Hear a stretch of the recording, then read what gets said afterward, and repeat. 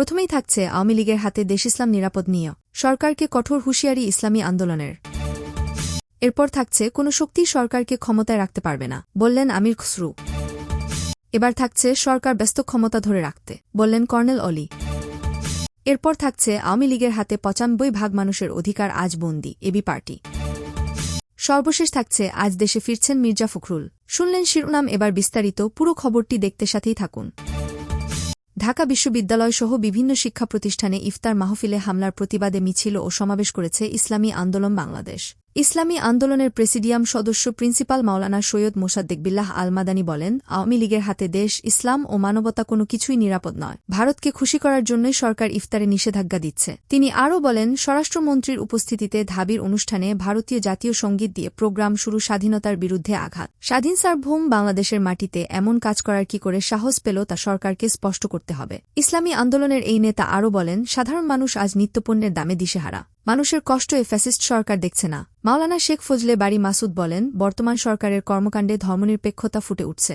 ইফতার ও কোরআন মাহফিলে হামলা করে নমরুদ ফেরাউন টেকেনি শেখ হাসিনাও টিকতে পারবেন না। কোনো শক্তি সরকারকে ক্ষমতায় রাখতে পারবে না, আমির খসরু। দেশি বিদেশি কোনো শক্তি এ সরকারকে আর ক্ষমতায় রাখতে পারবে না বলে মন্তব্য করেছেন বিএনপির স্থায়ী কমিটির সদস্য আমির খসরু মাহমুদ চৌধুরী। তিনি বলেন, বিএনপির চলমান সংগ্রাম অব্যাহত আছে, অব্যাহত থাকবে। দেশি বিদেশি কোনো শক্তি জনগণের বিরুদ্ধে গিয়ে এ অবৈধ সরকারকে আর ক্ষমতায় রাখতে পারবে না, তাদের বিদায় নিতে হবে। এরপর বাংলাদেশের মানুষ নির্বাচনের মাধ্যমে এমন সরকার গঠন করবে যারা জনগণের কাছে দায়বদ্ধ থাকবে, যাদের জনগণের কাছে জবাবদিহি থাকবে। বাংলাদেশের মানুষ সেই সরকারের অপেক্ষায় আছে। আমির খসরু বলেন, বিএনপির সংগ্রাম বাংলাদেশের মানুষের মুক্তির সংগ্রাম, দেশের মালিকানা ফিরে পাওয়ার সংগ্রাম, বাংলাদেশের গণতন্ত্র ফিরিয়ে আনার সংগ্রাম, বাংলাদেশের মানুষের গণতান্ত্রিক, রাজনৈতিক ও সাংবিধানিক অধিকার ফিরিয়ে আনার সংগ্রাম। যতদিন স্বৈরাচার পদত্যাগ না করবে ততদিন এ সংগ্রাম চলবে। ৭ জানুয়ারির সংসদ নির্বাচন প্রসঙ্গে তিনি বলেন, ৭ জানুয়ারিতে কি হয়েছিল? ডামি প্রধানমন্ত্রী, ডামি এমপি, ডামি নির্বাচন। আরও একটা গুরুত্বপূর্ণ কাজ হয়েছে, বাংলাদেশের ৯৫% মানুষ তারেক রহমানের পক্ষে, বিএনপির পক্ষে রায় দিয়েছে।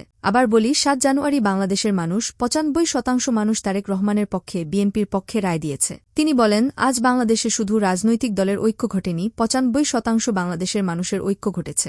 সুশীল সমাজ, যারা আগে মুখ খুলত না, তারাও পরিষ্কার ভাষায় এ অবৈধ সরকারকে প্রত্যাখ্যান করেছে। তারা আজ গণতন্ত্রের পক্ষে কথা বলছে। পেশাজীবীরা বলছে, এমনকি গণমাধ্যম যারা আছে, যারা শুধু শেখ হাসিনার সুবিধাপ্রাপ্ত গণমাধ্যম, তার বাইরের গণমাধ্যম এবং গণমাধ্যমের কর্মীরাও প্রত্যাখ্যান করেছে। তারাও আজ গণতন্ত্রের পক্ষে রায় দিয়েছে। চলমান সংগ্রামে সবাইকে ঐক্যবদ্ধভাবে ঝাঁপিয়ে পড়ার আহ্বান জানিয়ে আমির খসরু মাহমুদ চৌধুরী বলেন, দক্ষিণ জেলা বিএনপির ঘাঁটি, সুতরাং চলমান আন্দোলনে দক্ষিণ জেলাকে গুরুত্বপূর্ণ ভূমিকা রাখতে হবে। আমরা সবাই মিলে আজ যে জাতীয় ঐক্য হয়েছে, যে ৯৫% মানুষ এ সরকারকে প্রত্যাখ্যান করেছে, তাদের নিয়ে হাতে হাত মিলিয়ে আমরা এই আন্দোলনকে সফল করব, বাংলাদেশের গণতন্ত্র পুনরুদ্ধার করব। নগরীর কর্ণফুলী শাহ আমানত সেতু সংলগ্ন রাজবাড়ী কমিউনিটি সেন্টারে এক ইফতার মাহফিলে তিনি এসব কথা বলেন।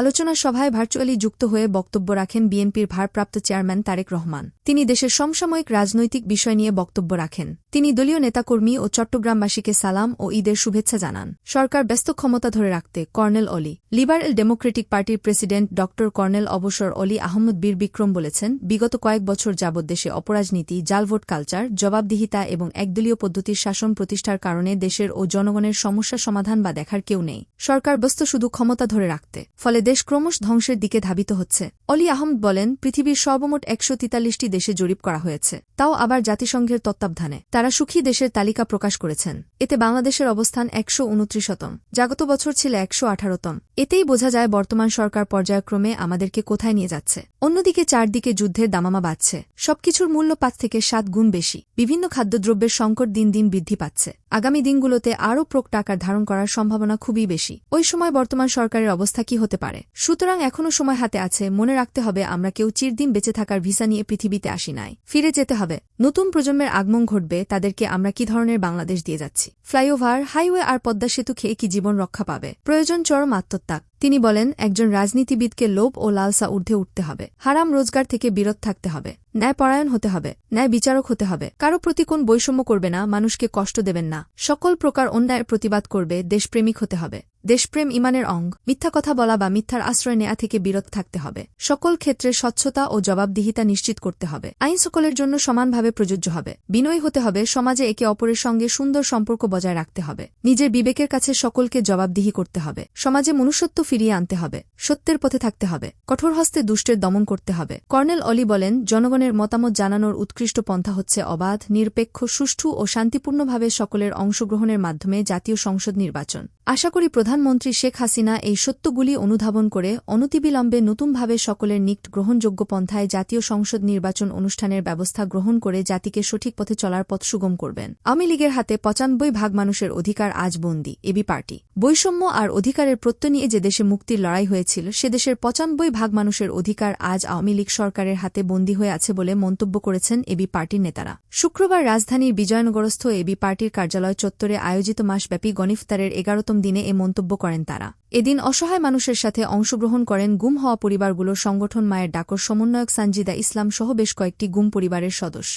গণইফতার পূর্ব সমাবেশে বক্তব্য রাখেন সানজিদা ইসলাম, এবি পার্টির যুগ্ম সদস্য চিফ ব্যারিস্টার আসাদুজ্জামান ফুয়াদ ও অ্যাডভোকেট আবদুল্লাহ আল মামুন রানা। সানজিদা বলেন, প্রিয়জনকে হারানোর কষ্টের যেন শেষ নেই। কারণ আমরা আমাদের ভাই এবং স্বজনদের কারো মৃত্যুর খবর পাইনি, জানাজা দিয়ে কারো লাশ দাফন করতে পারিনি। বছর শেষে বিশেষ কোন দিনে দোয়ার আয়োজন করা বা কবর জিয়ারত করতে পারছি না, কারণ আমরা জানি না ওনারা বেঁচে আছেন না রাষ্ট্রীয় বাহিনীর হাতে নির্মমভাবে খুন হয়েছেন নাকি এখনও আয়নাঘরে বন্দী আছেন। এই অজানা আশঙ্কায় দিন কাটানোর বেদনা গুমের পরিবার ছাড়া অন্য কেউ বুঝবে না। আজকের গণইফতারে উপস্থিত সকলের কাছে আমরা দোয়া চাই এবং চলমান বেঁচে থাকার লড়াইয়ে আপনাদের সমর্থনই আমাদের পাথে। এবি পার্টির যুগ্ম সদস্য সচিব ব্যারিস্টার আসাদুজ্জামান ফুয়াদ বলেন, অনেক প্রাণের বিনিময়ে যে গণপ্রজাতন্ত্র আমরা কায়েম করতে চেয়েছিলাম সামজ, মানবিক মর্যাদা আর সামাজিক সুবিচারের ভিত্তিতে, তা ৫ যুগ পেরিয়ে অধরাই রয়ে গেল। অবৈধ সরকারের সমালোচনা করা সংবিধান সিদ্ধ হলেও বাকশাল সিদ্ধ নয়। বৈষম্য আর অধিকারের প্রত্যয় নিয়ে যে দেশে মুক্তির লড়াই হয়েছিল সে দেশের ৯৫% মানুষের অধিকার আজ আওয়ামী দখলদারদের হাতে বন্দী হয়ে আছে। স্বাধীনতা, সার্বভৌমত্ব, জাতীয় স্বার্থ সবকিছুই হারিয়ে গেছে নিজ দেশের আওয়ামী হানাদারদের হাতে। চেতনার খোলসে নির্বাচন ও ভোটকে ধ্বংস করে দিয়ে আওয়ামী লীগ ইয়াহিয়া আর আইয়ুব খানের সামরিক শাসন কায়েম করে রেখেছে গণতন্ত্রের মোড়কে। আইনশৃঙ্খলা বাহিনী দিয়ে নাগরিকদের করের টাকায় তাদেরকে গুম, খুন ও জেলে বন্দী করবার মহোৎসব চলছে গত ১.৫ যুগ ধরে। আমরা এগুলোর অবসান চাই, সেজন্য দরকার সম্মিলিত লড়াই, প্রতিবাদ ও গণান্দোলন। গত ১.৫ যুগ আগে গুম হয়ে যাওয়া শত শত পরিবারের পক্ষ থেকে বক্তব্য রাখেন নাসরিন জাহান স্মৃতি, যার স্বামী ইসমাইল হোসেন বাতেনকে ২০১৯ সালের ১৯ জুন গুম করা হয় তার মিরপুরস্থ ব্যবসা প্রতিষ্ঠান থেকে। নাসরিন স্মৃতি বলেন, প্রায় ৫ বছর হতে চলেছে আমরা কোন খবর পাচ্ছি না। পুলিশ, র্যাব থেকে শুরু করে এই রাষ্ট্রের কেউ কোন সহযোগিতা করছে না। আমার ২টো নিষ্পাপ সন্তান নিয়ে আর্থিক ও মানসিকভাবে বেঁচে থাকাটা অনেক কষ্টের। মাঝে মাঝে মনে হয় যে আর পারছি না, হাল ছেড়ে দেই। কিন্তু আমরা লড়াই করে বেঁচে থাকতে চাই আপনাদের দোয়া এবং সহযোগিতা নিয়ে। আমরা কৃতজ্ঞ মায়ের ডাক সহ দেশি ও বিদেশি মানবাধিকার সংগঠন এবং শুভাকাঙ্ক্ষীদের কাছে যারা আমাদেরকে সাহস ও শক্তি জুগিয়ে যাচ্ছেন বছরের পর বছর থেকে। গণইফতারে আরও উপস্থিত ছিলেন এবি পার্টির যুগ্ম আহ্বায়ক বিএম নাজমুল হক, প্রচার সম্পাদক আনোয়ার সাদাত টুটুল, মহানগর দক্ষিণের যুগ্ম আহ্বায়ক আনোয়ার ফারুক, যুগ্ম সদস্য সচিব কেফায়েত হোসেন তানভীর, সাংগঠনিক সম্পাদক আব্দুল হালিম নান্নু, কেন্দ্রীয় কমিটির সদস্য মশিউর রহমান মিলু, রিপন মাহমুদ, পল্টন থানা আহ্বায়ক আব্দুল কাদের মুন্সি, যাত্রাবাড়ি থানা সমন্বয়ক সিএম আরিফ সহ কেন্দ্রীয় ও মহানগরীর বিভিন্ন পর্যায়ের নেতৃবৃন্দ।